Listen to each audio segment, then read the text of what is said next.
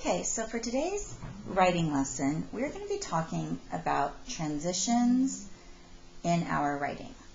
Okay, so I'm going to go through this passage with you, and I am just going to highlight any transitions. This was just I took this from a story in our language arts series.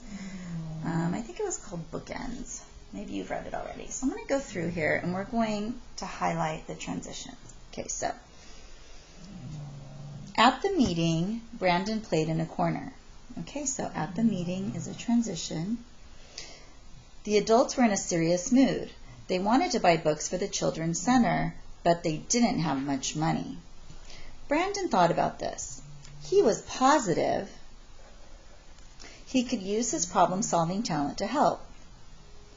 The next day, Brandon was back at school. His teacher talked to the class about helping the community and asked for ideas. Brandon told the class about the Children's Center and its need for books. Then he announced his idea to hold a giant book drive. Brandon's class organized the book drive.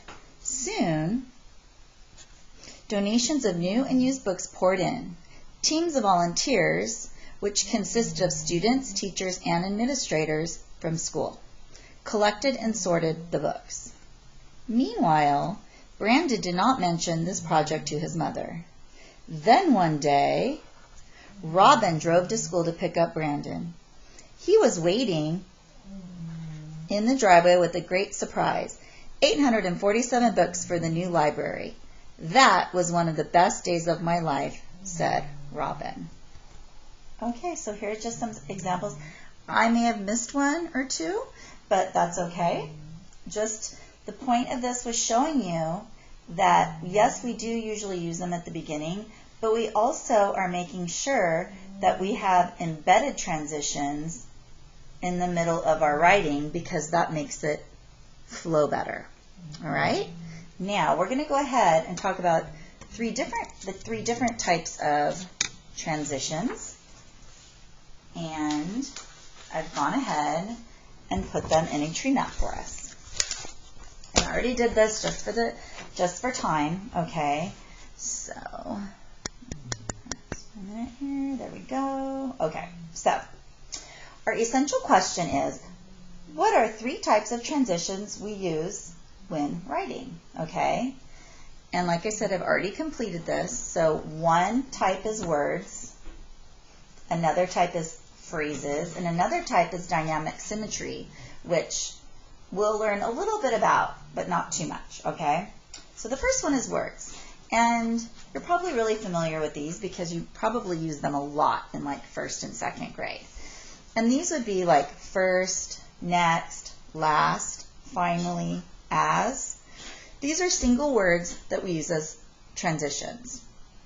These are great, but we have to remember that we are fourth graders, so we should be only using these very little, okay? Not a lot. We shouldn't ever see a paragraph really start with first, next, or last, okay? The next type of transitions are transitional phrases. These are phrases, obviously. Phrases means more than one word.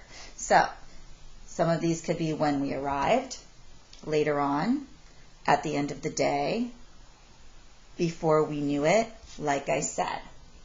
All right, there's many, many more, but these are just some examples of phrases. We could put these at the beginning, and we could also embed them into the middle of our paragraphs.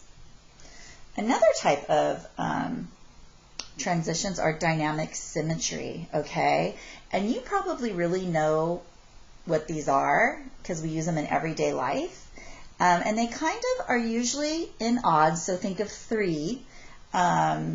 And it just kind of breaks up, I want to say, the monotony of the writing.